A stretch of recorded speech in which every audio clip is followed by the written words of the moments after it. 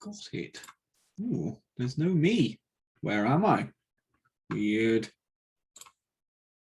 Aha. Hello, good morning. Hello, everybody. Good morning, good morning. Welcome to my Anglo-Saxon village of joy, or at least pigs and muck. It's quite nice here. Hello, who have we got today? Good morning, Alison. Wonderful to see you. Hey, Susie. Hey, Clem and Gilly. And hello, Helen. Nice to see you. Ooh. Hopefully we're ready for a bit of philosophy this morning. Aristotle. Ooh. Let's see. Third lesson with me in 1 week. Wow, Robert. I don't know how you do it. I get tired of me. It's lovely for you to come. Thank you. We'll give everyone a moment to come in. People still coming in. Hello, everyone. Hello, people watching the recording. Hopefully, you will find this very helpful, useful, informative. I don't know. Good morning, Ahmed. Good morning, Ben. Lovely to see you. Oh, Susie, you've got a cold. I've had a horrible cold for like a week now. Ugh, rubbish. Hopefully it'll go away soon, though. The Anglo-Saxons have been treating me very well. Thank you, Robert. Yeah, they've been, giving me food. They've been training me up. I'm not quite sure what for, but they keep on making me swing weapons around. I'm sure it's all innocent. Yeah, I'll be fine. Hello, Sam. Good morning. Good to see you. All right. We'll just give another minute for people to come in. Yeah, just a bit of casual war training. No, I'm sure it's just physical fitness stuff. I'm sure they don't expect me to go and fight any Vikings or anything. Nah, they're not that kind of guys. Have they given me cake? Unfortunately, I mean, they've given me something vaguely resembling cake, but this is in a time before sugar, so it's not the cake that we're used to. Yeah. Good morning, Ben. So let's get started. Hello, whoever just came in, and let's share up our screen. I know we've got some new people in today, so I'll give a little explanation before we start. So basically, these webinars are all about, well, two things. Every other time, so I do them every 2 weeks. So once a month, we do one on a big idea, which is something which features within philosophy and religion and different ideas. And they can range from, philosophical principles or spiritual principles like animism. I've done deep dives into giants and snakes and aliens, weird things. They're big ideas. Giants in particular, rather big. The other one that I do, and this is what we're doing today, is about philosophers. Hey, Raiden, you haven't missed a thing. Don't worry, we're just getting started.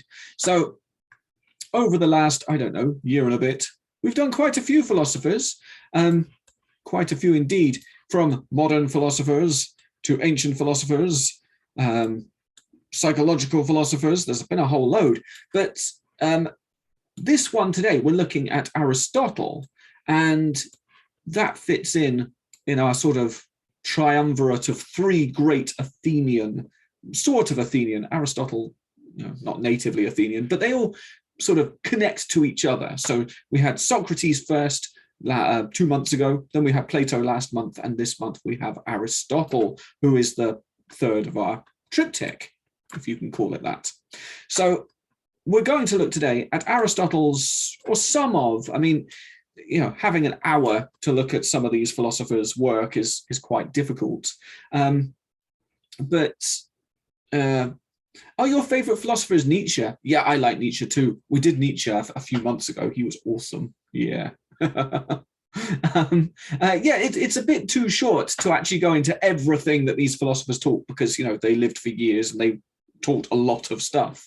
So what I try and do for each philosopher is to break down some of the more important or significant elements of their philosophy, sometimes to compare them to others and things like that. They do have big mouths. These are people who spend their entire lives thinking and then writing about what they were thinking about. So to try and sum that up in an hour is quite tricky. so we'll get the core there, and hopefully this will act as, if you are particularly interested in a particular philosopher, so say Aristotle today, you could go further and you could read his actual writings or more writings about him and get a deeper understanding. But this should be a good starting point for understanding him. So Aristotle, born in the year 384 BC. Wow, that's nearly 2,400 years ago. If he was alive today, he'd be very old, but he's not alive today because he's not like a vampire or something. That'd be cool. And how many years did he live? So from 84 to 22, what's that? 62 years, I think. That's quick maths. 62, 63, somewhere like that, depending on what time of year he was born and which time of year he died, I guess. So, yeah, he did all right for someone in the ancient world. Excuse me. Getting to 60 odd years is pretty good. His teacher's teacher got a bit further than that. He got to 70, but hey, it's not a competition here. So today we're going to have a look through his a little bit of his biography in being a student and a teacher. He's not a boomer. He's far too old. We're going to look at his basic idea of nature, not number. Then we're going to have a look at one of his really important ideas, hey, Brea, of hylomorphism, and that connects to the body and the soul and the connection between the two. We're going to have a look at his idea of causes, which feeds off of that. We're going to have a look at his idea of separation of knowledge, which really does set him apart from a lot of the philosophers who came before, including Socrates and Plato. And we're going to end up with the golden mean. So a little bit of morality teaching there from Aristotle. And yeah, that should round out our basics of Aristotle quite nicely. Okay, so let's start here. Student and teacher. Aristotle is famous for both being a student and for being a teacher. So at all times in his life, he's pretty significant. Sorry, turn phone off so it doesn't make stupid noises. The question, in my opinion, are all philosophers the same? No. Some philosophers are just incredible. One of my favorites, I think, is Wittgenstein. I think that Wittgenstein is just almost I don't know, above normal humans in such an incredible way. Who's he? Maybe one day I'll go back and revisit Wittgenstein. I did one of these on Wittgenstein a long time ago.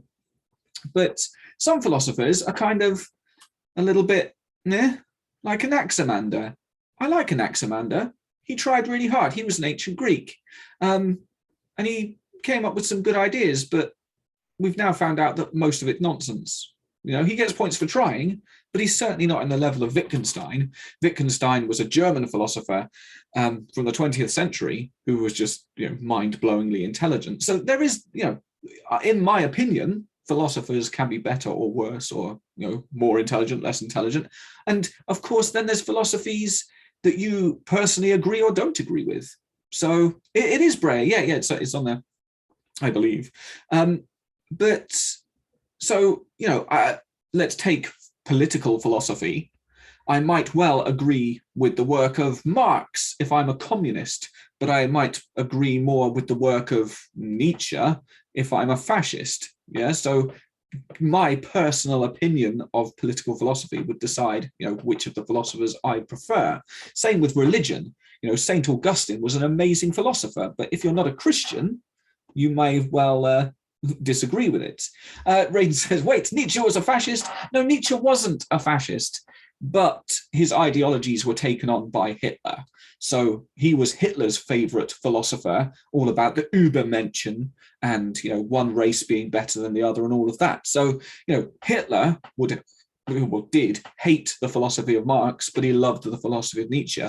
I'm sure Lenin would have thought the other way, So it comes down to which philosophers speak to us the most.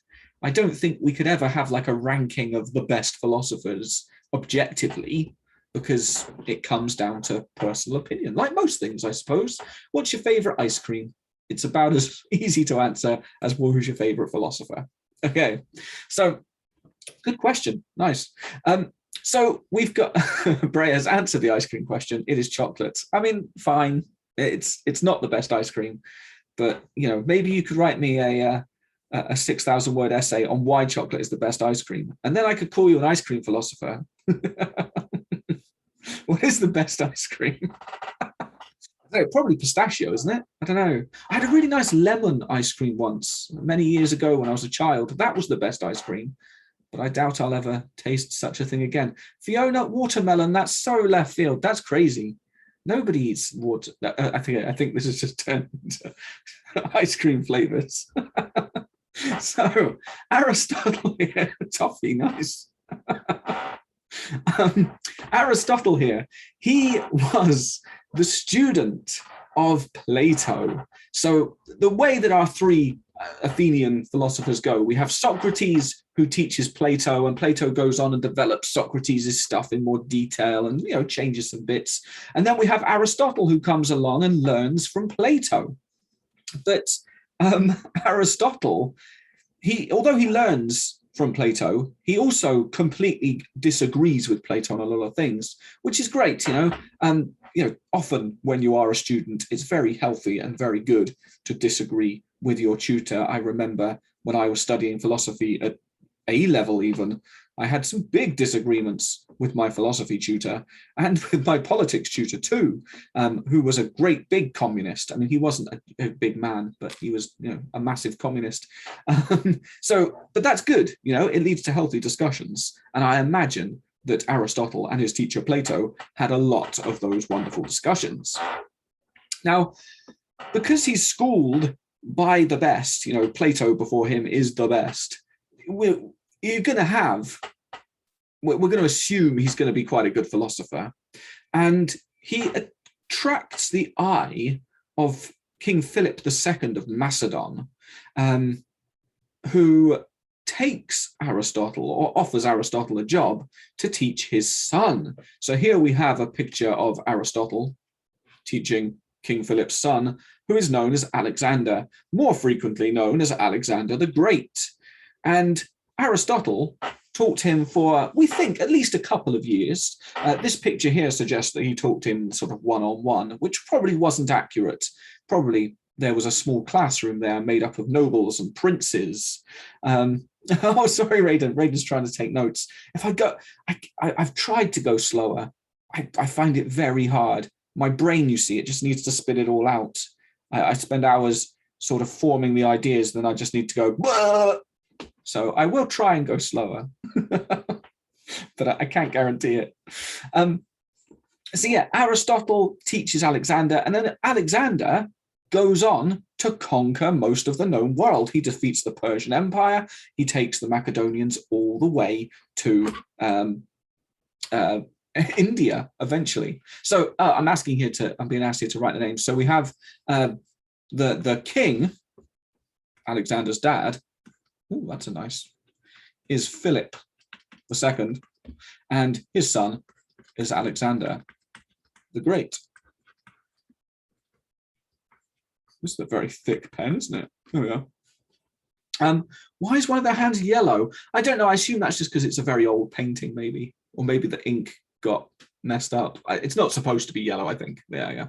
So what did Alexander do? He conquered the world. He was taught by Aristotle to, well, a lot of the things Aristotle told him really did make sense. Things like you are made up by your actions, not your character. So the only way to prove yourself as an excellent person is to be excellent all the time. Yeah. And Alexander took that to heart. Aristotle also gave Alexander his favorite book, which was the Iliad by Homer. And apparently Alexander would always sleep. I don't know, I put an extra E on the end of Alexander, would always sleep with a copy of the Iliad under his pillow to try and suck in the glory of the epic heroes and stuff. Yeah.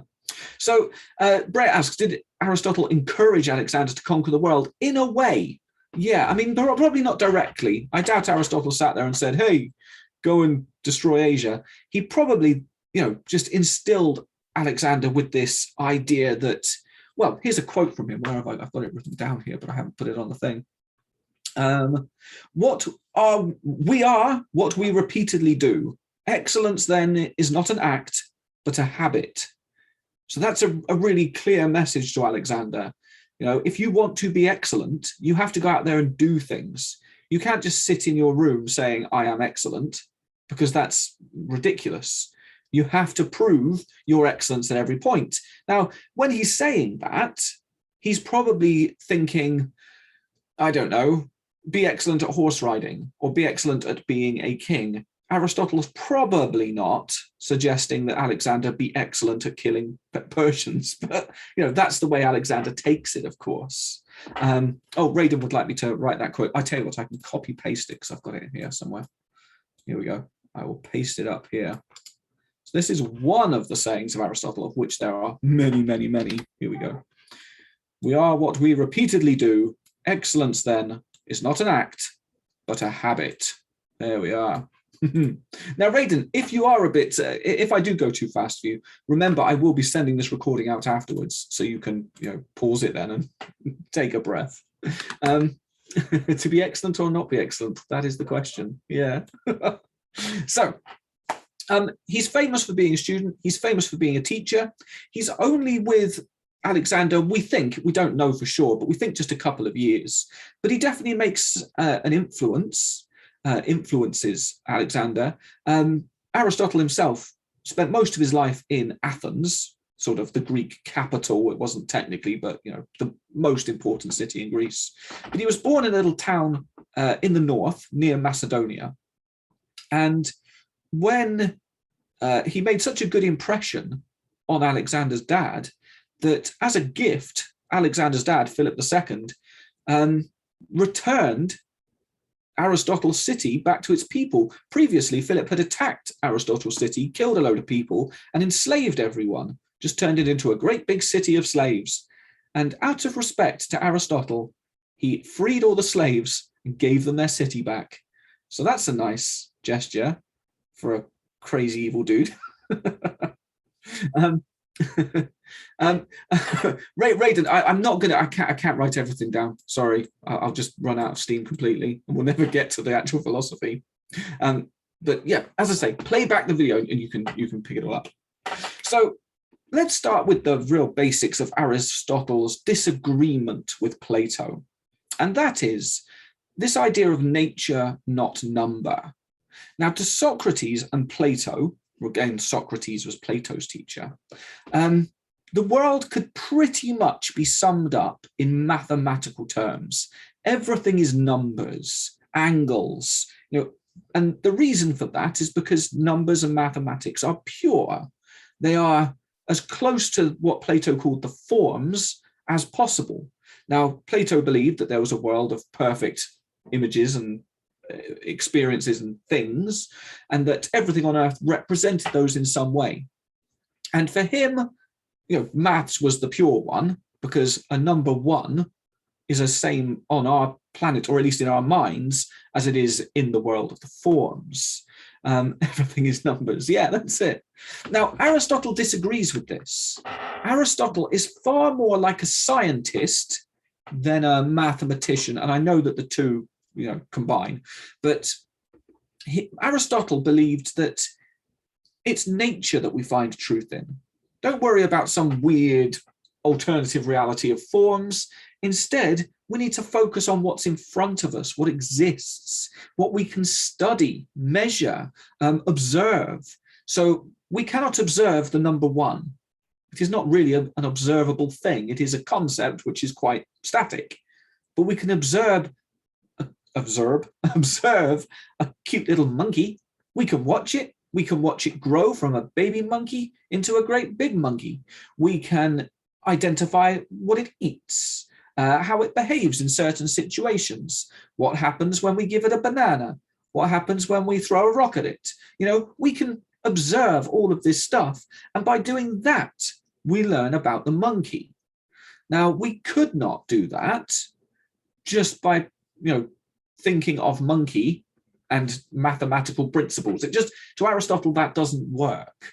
It doesn't really get us anywhere or give us any kind of truth. So it's nature, not number. That's our first sort of big philosophical point, maybe. Raiden says, I think, Raiden, you are missing the point of being a philosopher here. Raiden says he agrees with him, but doesn't think he should try and learn everything. Instead, we should just enjoy life. Aristotle would say, yeah, but no. I'm a philosopher. That's my job. I am trying to understand life. Although, sitting back and watching it sometimes is perfectly valid. So we'll come down to his next big philosophical idea, which is known as heliomorphism or hyliomorphism. Hylo, I think. Now, for Aristotle, everything in the world is broken down into two parts, okay? We have its matter and its form. Matter and form. Now, matter is what things are made of, okay? So we take a tree here. Here we go.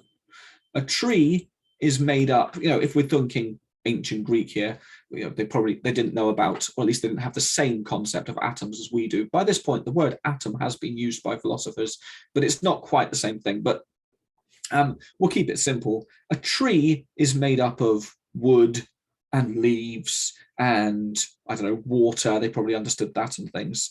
That's what a tree is made of.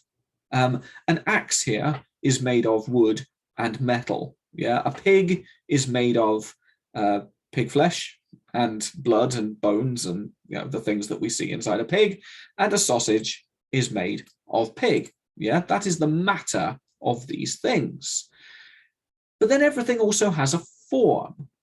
So an axe, if we take away the handle and the axe head and we put them in two separate places, that doesn't have a form anymore. Yeah, it's not an axe. We can't call it an axe. It's only an axe when we add the two bits of matter together, and it then has a purpose. So as soon as something has a purpose, it has a form. So its form is what makes it. Yeah. So our axe is a thing with a purpose, i.e., cutting wood, or whatever you're using an axe for. But only so long as it keeps its constituent parts. If I take the metal away from the wood, it's no longer an axe, so it loses the form. It is now just matter. It's some wood and some metal. Yeah. With our pig here, if we add the physical body and the made of the matter, the blood, the bone, the trotters, I don't know. If we add all that together and we add a soul, which for Aristotle comes after the body has been born, so the pig is born and boom, a soul comes in and waha, we have a living creature. So all living creatures for Aristotle have a soul in them. More on that in a second. But the moment that pig dies and the soul is gone, it's no longer a living pig, but it stops having the form of a pig. It's not a pig anymore. Now it's just a pile of pigskin, maybe a bit of pork, bacon, a sausage. Yeah. So things only have a form when they are performing a purpose, and that form can change without the matter changing too much. So our sausage has the form of a sausage. It's made of pig. That's its matter. The form is to be eaten. Yeah, that's its purpose. So once it is fulfilled that purpose, i.e. has been eaten, it's not a sausage anymore. It is now some kind of gloop in our digestive system, which is gross. Yeah. So what is the purpose of a living thing? Aristotle says that the purpose of a living thing is to fulfill its form. So the purpose of an axe is to cut wood. As soon as it doesn't cut wood, it has no purpose, it has no form. The form and the purpose of a pig is to start as a young pig and grow up to an old pig. But then as soon as it dies, it is no longer performing that form because it's no longer growing and developing. Therefore, we can now call it different names: bacon, sausage. And the form of the sausage, the purpose of the sausage is to be eaten. And once it's fulfilled that purpose, it's done, you see? So for him, for Aristotle, there is no separation between body and soul. Yeah, even using the word soul is a bit difficult because when we say soul in the modern era, post Jesus and stuff, we generally think of a soul as being, or at least in the West, an immortal thing that lives within us and sort of animates our body or whatever. But of course it can't be for Aristotle, because the soul is the purpose. So as soon as the body dies, it cannot perform its function anymore, and therefore the soul dies too. The souls don't live on; they don't go into different bodies like Plato said. Reincarnation, none of that. So basically, Brea, Aristotle thinks there is nothing after death. There is no life after death. Your purpose has been fulfilled. Your purpose to live and grow, and then that's you done. Yeah, you are now something else. We stop calling you human, and we call you corpse. And the corpse might have its own form. I don't know what the form of the corpse is, to rot and be stinky. But, once that's done, then that will go away too, and we'll be left with something called skeleton. It's that idea that we're a combination of matter and form, and without, a form, we are nothing. Yeah, then ash, and then, I don't know, memories, whatever, yeah? This is perfectly complicated. Okay, so let's try and explain that body and soul a bit more.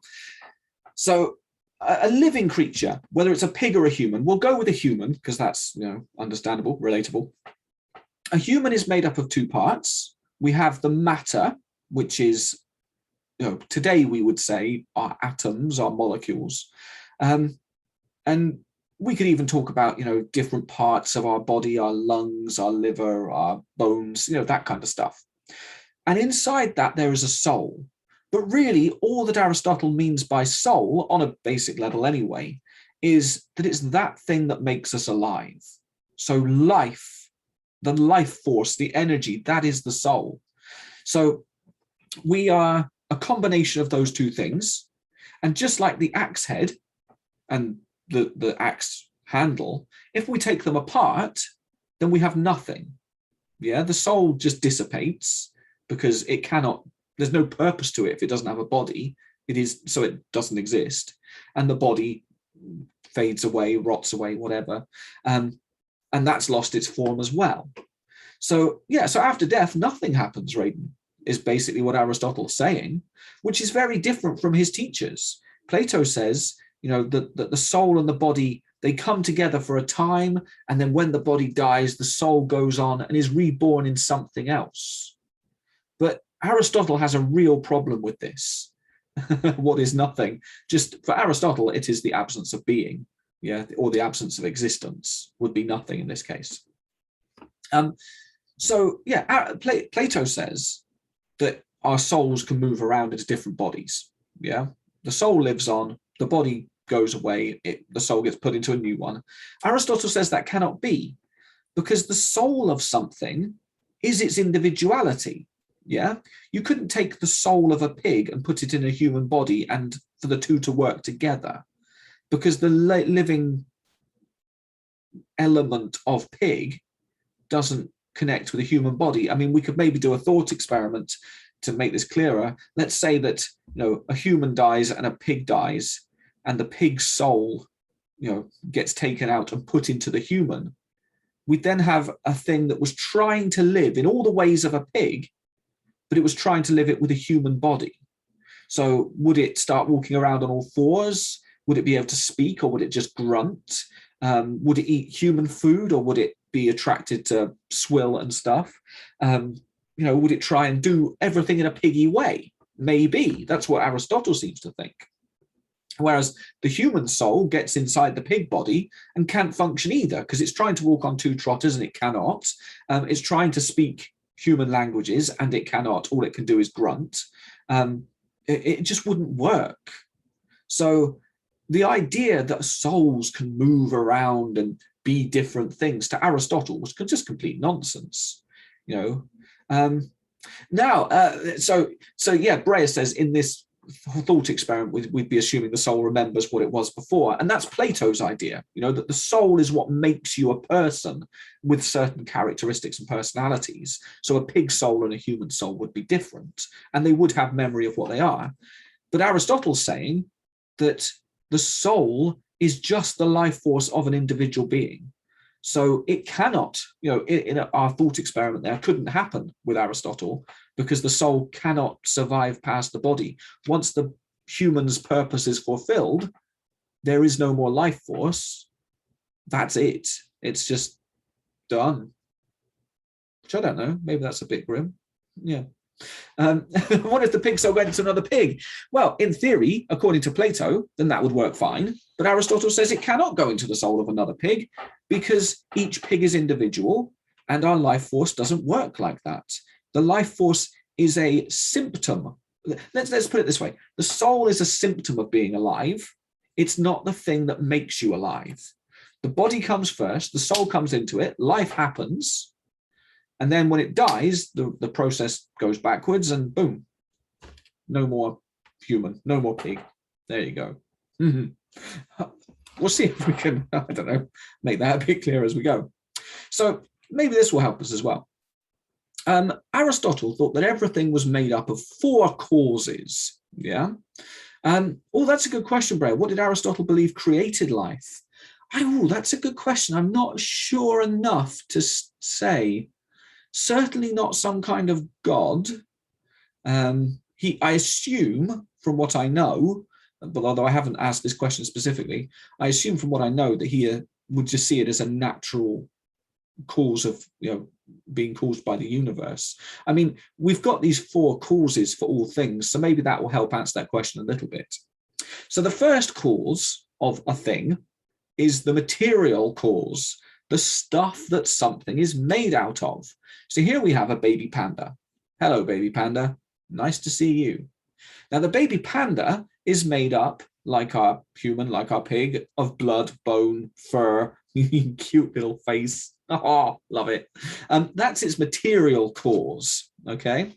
It is cute. It is cute. Then we have the efficient cause. So this is the source of motion, or the source of creation. So in terms of the panda, what caused the panda? It's the panda parents. Yeah. So mummy and daddy panda, they are the efficient cause that have created the baby panda. And of course, Aristotle doesn't have to think too deeply about this. He can see this in the world around him. Remember, he's more about observation than just sort of thinking in abstract ways. He probably never met a panda, but the panda's cute, so we're using that anyway. We then have the formal cause of the creature, and that's the category of it. So a human would fit into the species of human, an axe would fit into the type of axe, and our panda here would fit into the species of panda. Yeah. So we now have a material cause, its physical parts. We have the efficient cause, which are its parents creating it. And we have the formal cause, which is its species. That's the type of creature it is. And that gives us an idea of its type of soul too.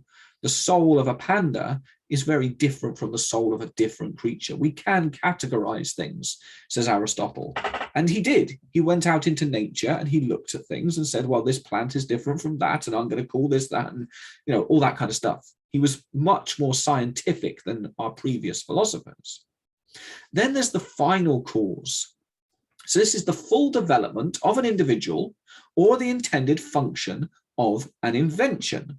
So put simply, the panda's final cause would be to develop into an adult panda. Yeah, that would be its development of an individual.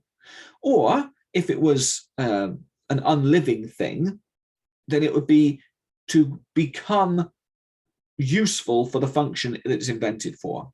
So our axe, yeah, its final cause is to cut down wood. That's what it is aiming for, so to speak, yeah? Or, yes, if you want to attack people with it, that could also be, different. The same object can have different intended functions. That's true. Yeah, so, yeah, the purpose. Yeah, so we can think of the final cause as its purpose. So we put all this together. We've kind of got the 2 things we've looked at already, the material cause, which is its matter, the final cause, which is its form, its purpose. And we can then categorize things into their species, kind, or type. And we can look at the things that actually calls the things into being as the efficient cause. So the panda parents, the human parents, the axe maker, the cake baker, that kind of things. Yeah. Ah, now that's a really good question, Brea. Yes. What happens if you make a bad axe? So let's say we have an axe and it's got the wooden handle and it's got the metal end, but it's just can't, it's not made well. It's not sharp. The handle is floppy. I don't know, they've used some kind of floppy wood. And every time you hit it against a tree, it just bounces back and goes boing. Then that wouldn't be an axe. Yeah, it would be a failure. It would not have the form of an axe. It would look like an axe, but it wouldn't be an axe. Yeah, just as if, I don't know, our panda here was a dead panda.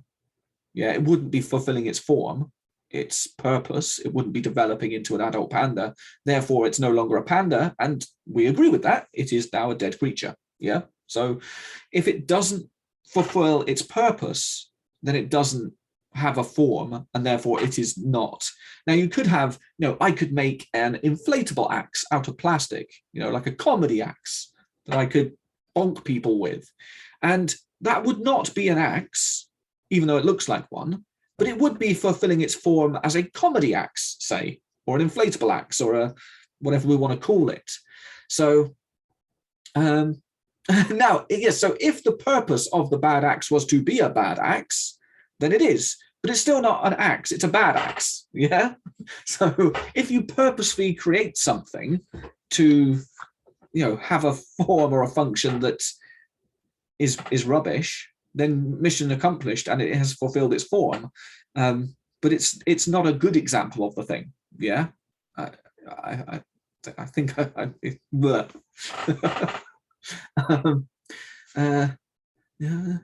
yeah, I suppose Brea says this is quite competitive. If you don't fulfill your purpose, then you don't have a proper form. Yeah. So for Aristotle, and we'll look at this in a bit in more detail, but there's a way to be a good person. Yeah. There's a way to be a bad person. You can waste your human life. You can fail to fulfill your potential. That's more than possible. That happens all the time. But Aristotle, I suppose, on a basic level, isn't talking about morals here. He's talking about, things, on a basic sense, a person, assuming they are living and growing and, aging, is fulfilling their function. But we can go deeper than that when we add the moral level, and then you can get it wrong. Yeah. Now, one of his other sayings was that you can be a good person and not necessarily a good citizen. Yeah. So you can be, you can fulfill your function as a human being, like living, growing, but that doesn't mean you're a good person. Yeah. It doesn't mean that you're fulfilling your function as a member of society. Let's take someone who, I don't know, they are born, they grow up, they intentionally don't do much. They don't do any learning. They don't go and get a job. They sit around all the time, just, I don't know, they spend their entire time just throwing bits of gravel at ducks in the park. That's what they do all their life. Aristotle would say, well, that's a successful human. As a person, they're doing what their function is for, but as a citizen or a member of society, they are not fulfilling that function. So that is a human, but it's not a citizen. Or, I don't know, you could be a human that was a human, but failed to do another element that you were aiming for. Maybe you're a chef.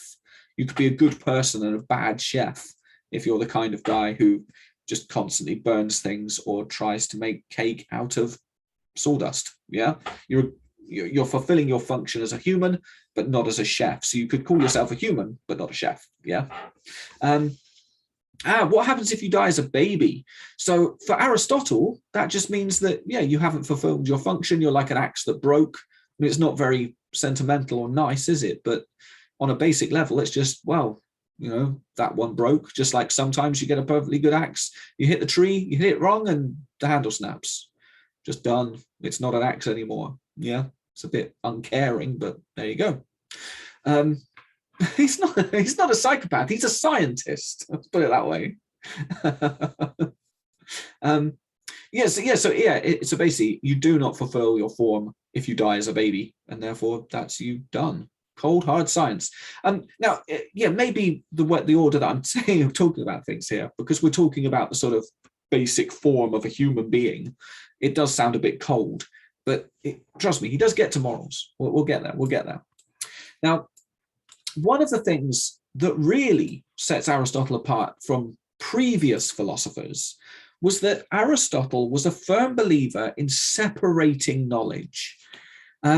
Plato, Socrates, Anaximander, Thales, Pythagoras, all of these guys who came before him, they seemed to believe, let's put it that way, that there was one final goal of knowledge. Knowledge was a thing. Philosophy, natural philosophy, it was a thing that we could understand. If you learn it, you understand everything. Yeah, so everything's connected, everything makes sense together. Aristotle goes the other way. He says, no, there are ways of studying things and looking at things and finding out about things that you require certain types of knowledge, and other things that require other types of knowledge, which we're really used to. Yeah, biology, physics, chemistry, with our little cartoon here, psychology, sociology, and maths.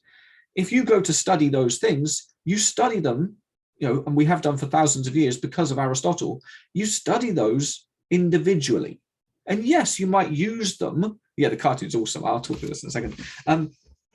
But yeah, so you might study them with a basic understanding of other fields, but we tend to specialize. We tend to have chemists who are, top-notch at chemistry. They probably know a good bit of basic physics, biology, maths, and all that kind of stuff in order to do their chemistry. They apply it to the chemistry, but it's the chemistry that they're interested in.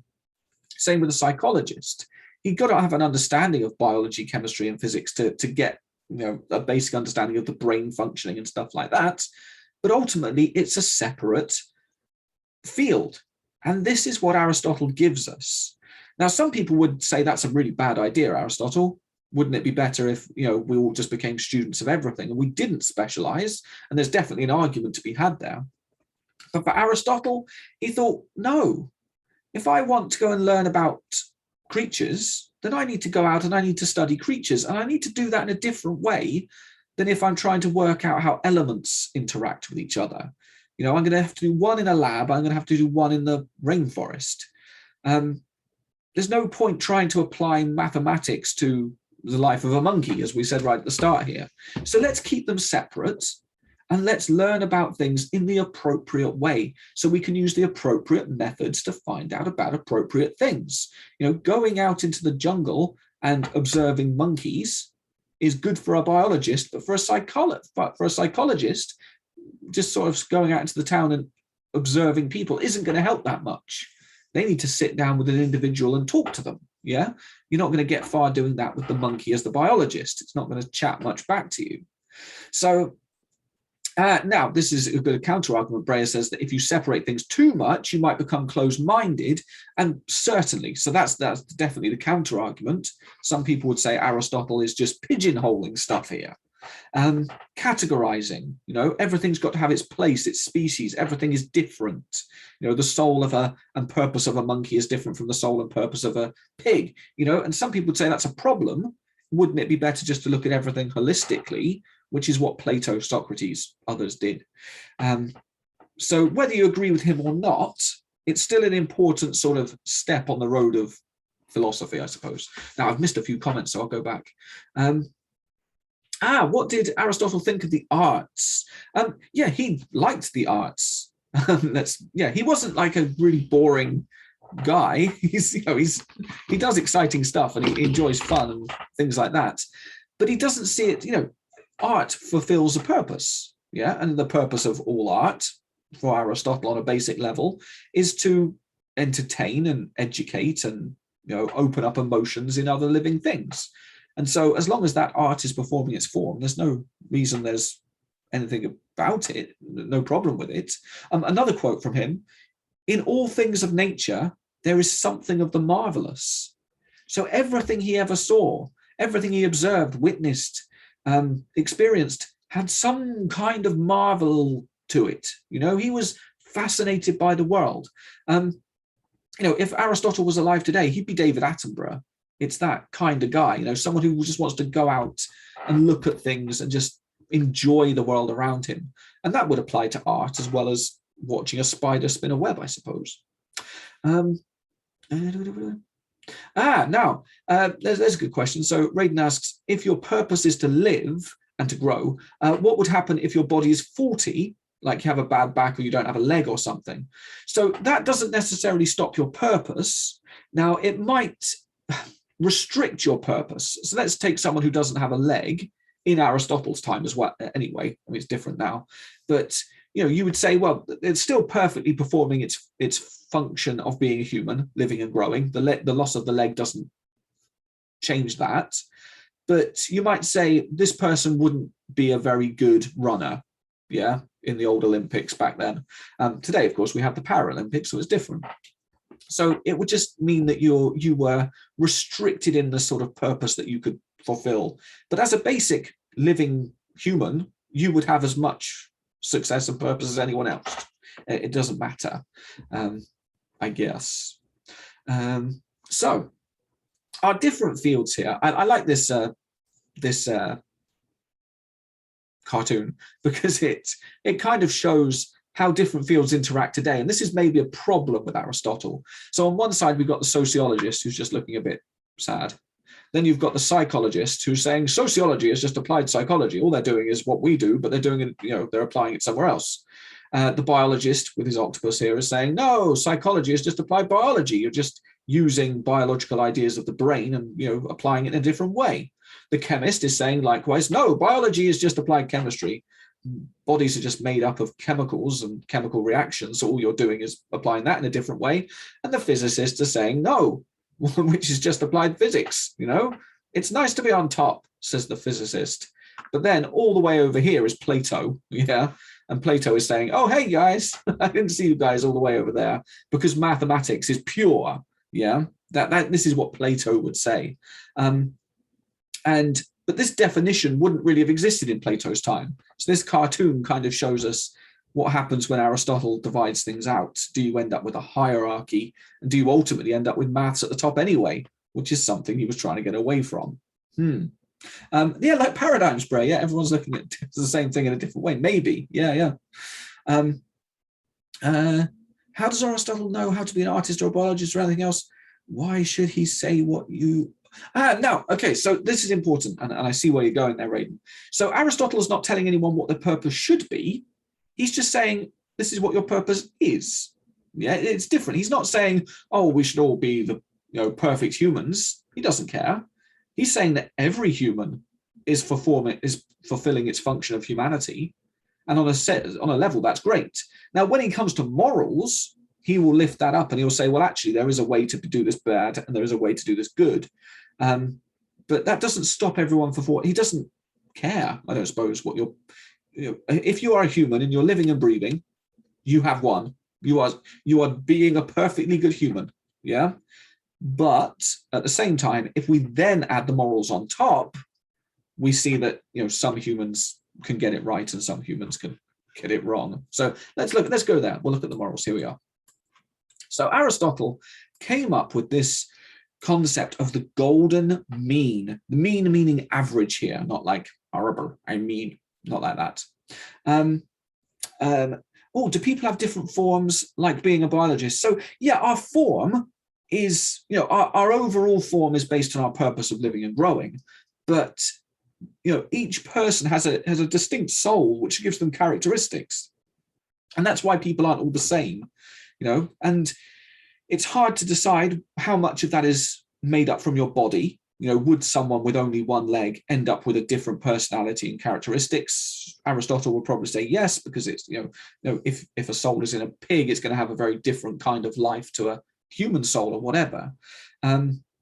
But what actually leads someone to become a biologist or a philosopher or a, chicken salesman is down to the nature of the soul in relation to the body. There we are. So let's have a look at this. There is a good way to do things and there are bad ways to do things. Everything, says Aristotle, needs to be done in moderation. Yeah, we need to get into the middle point. So he takes opposites, the opposite sides of scales, and he says that the extremes on either side are really bad. We don't want to do that. So he takes two opposites. He says being a complete coward, a total cowardice, that's a deficiency. Yeah, you've got no bravery, you've got no backbone, and that's bad. Yeah. The other end of the scale, though, is rashness. You're not afraid of anything, and you're just do stuff. That's also really bad. Both of those are the sign of someone who is morally not working well. If we sort of put the forms to one side for a minute in the matter, that's someone who's not a good person. So we need something in the middle. So what's between cowardice and rashness? It's courage, the ability to see something and be afraid of it. Yeah. So you're not being rash, you're not just running straight at the danger, but at the same time to overcome that fear and do what you need to do anyway. That's courage. It's not stupidity, rashness, and it's not just being a scaredy cat. It's somewhere in the middle. We've got two other opposites here. Laziness on the one side, don't do anything. And then you've got greed on the other. You're just constantly after the next thing, like a big hungry pig.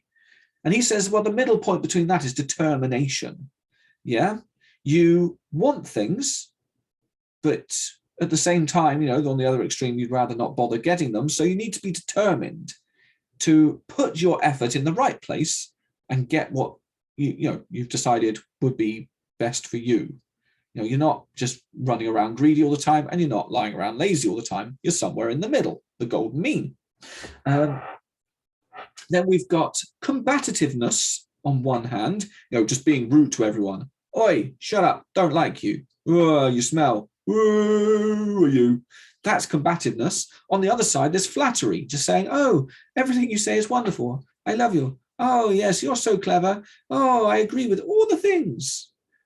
Both of those extremes are really annoying characteristics in a person. You've probably met people that come from both of those sides. The balance there between those two is friendliness. You don't have to agree with everyone and tell them they're amazing all the time. And in fact, that's not great. Sometimes when people are making a mistake, you need to kindly point that out. And of course, there's no point going through life just disagreeing and being mean to everyone. There's a nice area in the middle, which is called being a friend. We're there to support each other. And yes, when our friends deserve it, we would congratulate them and praise them. But also when our friends deserve it, we might chastise them gently. Yeah, that's the middle ground. We've got stinginess and wastefulness next. So this is more about money, or it could be any possessions, I suppose. It could even be with our time or our care, I suppose. But a stingy person keeps everything to themselves. My money, mine, my precious. Whereas, or cake, good point, Brea. Whereas the wasteful person would be just constantly just giving everything away, don't even care about it. Let them eat cake, like Marie Antoinette. So the middle ground there is generosity. Yeah, I have what I have, and I value that. But at the same time, I'm going to be generous and I'm going to share it, not to the point where I've now wasted it and I've made my own life ridiculously hard. And I'm not hoarding it to the point where I'm essentially a dragon. I am, in the middle ground, handing things out when appropriate. Yeah. So then we have our ruthlessness on one hand and self-subjugation on the other. So ruthlessness, just sort of getting what I want all the time. And then self-subjugation, never taking anything. I'm far too timid. No. The middle there would be mercy. Yeah. So I'm not overtly violent or unkind to people, nor do I just let them walk all over me like some kind of doormat, but I am merciful. Yeah. I forgive people their ruthlessness, and I forgive my own inadequacies maybe as well in there. Then we have irritability. I'm excited and aggravated by everything. I'm just annoyed by politics, by science, by what I read in the news. It's all like, yeah. And then the other side is apathy. Just don't care about anything. Just nothing. Whatever. Now, in the middle, says Aristotle, is patience. Yeah. I pay attention to things. I feel things. But at the same time, I don't go off the deep end and start, I don't know, running around the streets with placards and screaming at people. Yeah. It's all about the middle ground. That's it. Now, it's true. Breyer here is saying that it might be hard to get to the golden mean, and it is. Aristotle says that it's not easy. And also the way it's presented here, I like this because it's easy to understand. But Aristotle says it's not perfectly the middle for everything. So let's take our next one, impulsiveness and indecisiveness. The impulsive person just does everything without thinking. The indecisive person thinks so much they never get anything done, like poor old Kierkegaard, who is another one of my favorite philosophers. In the middle of that is self-control. Yeah, it's saying, okay, I just need to make decisions now, but I do need to think about it a little bit. I need to be, a sensible human being here. Now, that might actually, for some people, that idea of self-control might be more towards the impulsiveness. If I'm someone who is naturally indecisive and thinking things through too much, I might need to tell myself, well, I need to control that part of my nature more. So I need to move more towards the impulsiveness. Whereas I might be another kind of person who, finds it hard to sit and think about things. Maybe I'm a very sort of hyperactive character and impulsiveness is my natural way of doing things. I might actually have to bring self-control more towards indecisiveness. So it's not perfectly in the middle. Yeah. Oh, that's a good question, Brad. Did Aristotle believe that he got to the golden mean himself? Ooh. Let's look at our next one. That might answer it. Meekness on one side, being very, no bother, and then arrogance on the other. I am the best. In the middle there is self-love. Yeah, genuine self-love, not over the top, big-headed arrogance, and also not self-loathing. And I think probably Aristotle did get there. On that scale, I think he got to the golden mean. I don't think he ever thought that he was the best. Yeah, but at the same time, he understood his value as a teacher, as a philosopher. So I think he probably did, in that sense, get to that. But whether he got to them on all these, I don't know. Then we've got shadiness on one side and too much info on the other. The answer to that is transparency. So shadiness is like, I will never give away anything. I will keep my poker face, poker face. And the other end is, I'll just tell everyone everything. I'll just tell them everything. Oh, I'm feeling really, really hungry. Oh, I just did a poo. That kind of thing. I mean, that's too much information. So we want transparency, somewhere in the middle. I will tell you what's appropriate. I'm not going to be a closed book, but I'm also not going to be just gushing. Yes, a bit of Lady Gaga there. I'm not telling everyone, here's my address. That's a good example, Ahmed. Yes, it's like, I'm not going to like leave my house every day dressed as a ninja so that no one ever finds out where I live. That would be shadiness. And when people ask me, I'm just going to completely blank them if they ever ask where I live. But at the same time, I'm not going to write down my address and postcode for everyone. Transparency would be saying something like, oh yeah, well, I live in London, yeah, that's fine. You're not being completely shady, but you're also not giving everything out. That's a good example like that. And then at the bottom here, humorlessness, someone with no sense of humor at all, not good. And then we've got absurdity, someone who's just like, I'm a clown. Look at me. I'm going to squirt some cream at you. Just all the time. That would get annoying. Humorlessness gets annoying. So the balance there, wittiness, being clever and quick and, telling jokes in appropriate places in appropriate ways. And of course, that's a sign of a good comedian. So we all have a purpose to grow and live, but we can do it in a better way than others. Try and find that balance between the two extremes of any kind of characteristic, and we will live a more successful life. And we might perform our function, our form of a good citizen, a good person, a good husband, mother, daughter, sister, chicken farmer, if we can find that balance between the excesses and deficiencies of our characters. There we go. All right. So thank you very much, guys. Hopefully you've got a bit of an understanding about Aristotle. Now that's a good question there. Breyer says, could different situations require different extremes? I think that's right. I think if you found yourself in a situation where, I don't know, you're being interrogated by the Gestapo, then probably more shadiness is needed than too much info, But I suppose in general, we try and find that balance. And yes, that balance might shift. That's a very good point. All right. I will see you guys hopefully in another couple of weeks when we'll look at a big idea instead of a philosopher, but hopefully you've got a good grounding in Aristotle now. All right. Thank you very much, everyone. Thank you for all your wonderful questions today. Makes my job much easier. And I'll see you soon. Bye.